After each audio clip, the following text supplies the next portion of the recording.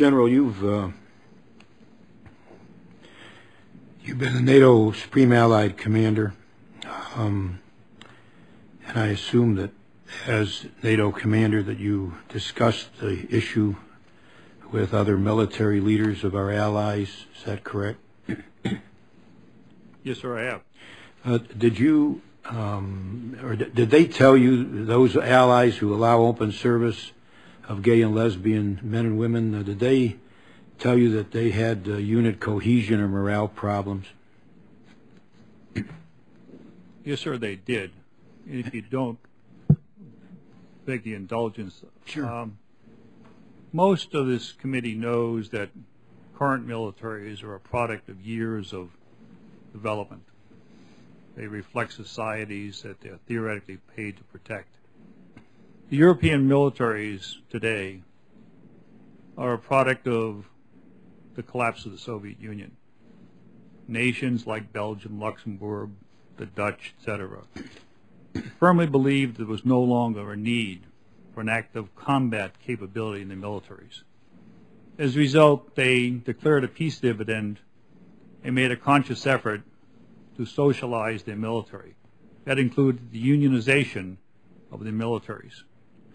It included open homosexuality demonstrated in a series of other activities with a focus on peacekeeping operations, because they did not believe the Germans were going to attack again or the Soviets were coming back.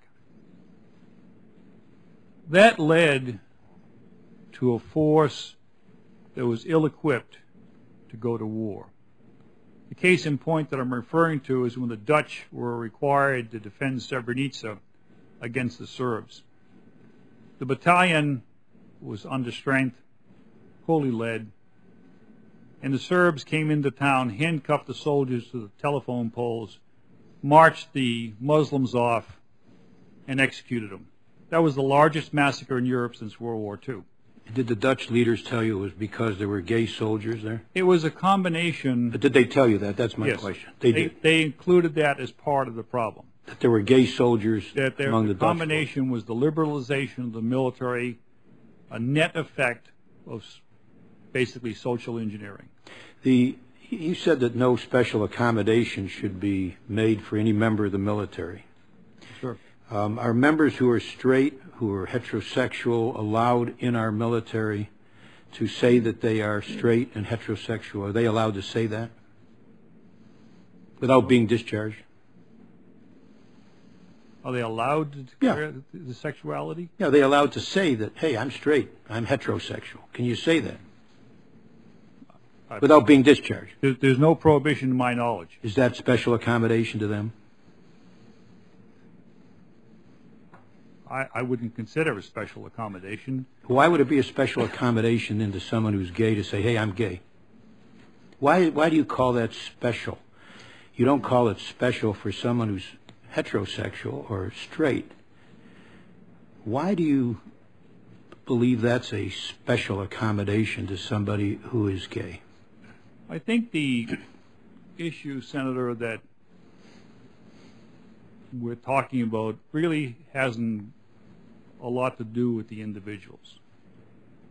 It has to do with the very nature of combat. Combat is not about individuals, it's about units.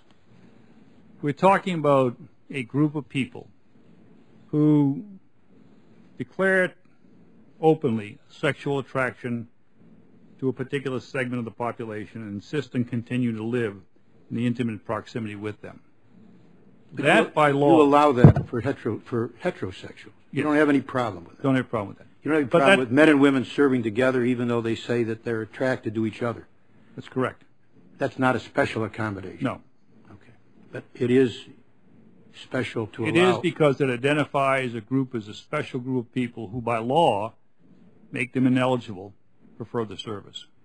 But the whole issue is whether they ought to be ineligible, whether we ought to keep out of from our service. That's the debate. The current law clearly says. I know what the law says. The question is whether we ought to change the law. My recommendation is no. But, no, I understand. And Can you tell us what Dutch officers you talked to who said that Srebrenica was in part caused because there were gay soldiers in the Dutch army? Chief of Staff of the Army who was fired by the Parliament because they couldn't find anybody else to blame. And who was that? Hank von Brummen. Pardon? Hank von Brummen.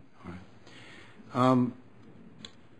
Why is the burden to end a discriminatory policy based on people who would end the discriminatory policy? Why do you say that people who want to end the policy have to show that it would improve combat effectiveness if we're satisfied it would not harm combat effectiveness, and for many who would be allowed to serve, that they would be then permitted to serve without discrimination and without harm?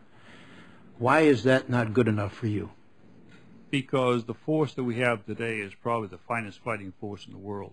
And maybe we could have an equally fine or even a better force. But if it's equally fine, if you could be satisfied that there would be no harm to combat cohesion or effectiveness, would that be satisfactory to you? No, I think it has to be demonstrated, Senator. That there be an actual improvement. That we are an actual improvement. No harm wouldn't be good enough for you. No. The reason I say that, Senator, is because we've gone through this once before during our lifetime. You were in the Senate at the time.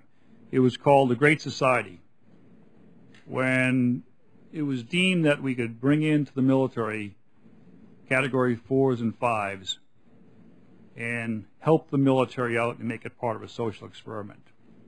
Those Category 4s and 5s almost destroyed the military.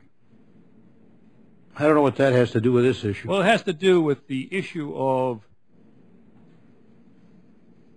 being able to demonstrate that the change in policy is going to improve things. We were told that this is going to help out combat strength, combat deployable strength. It didn't. It did just the opposite. It drove people out. So I think the burden has to be on demonstrating that something is going to become better, not hoping that it'll become something better. Well, I think the burden to maintain a discriminatory policy is on the people who maintain the policy, not on the people who want to end it.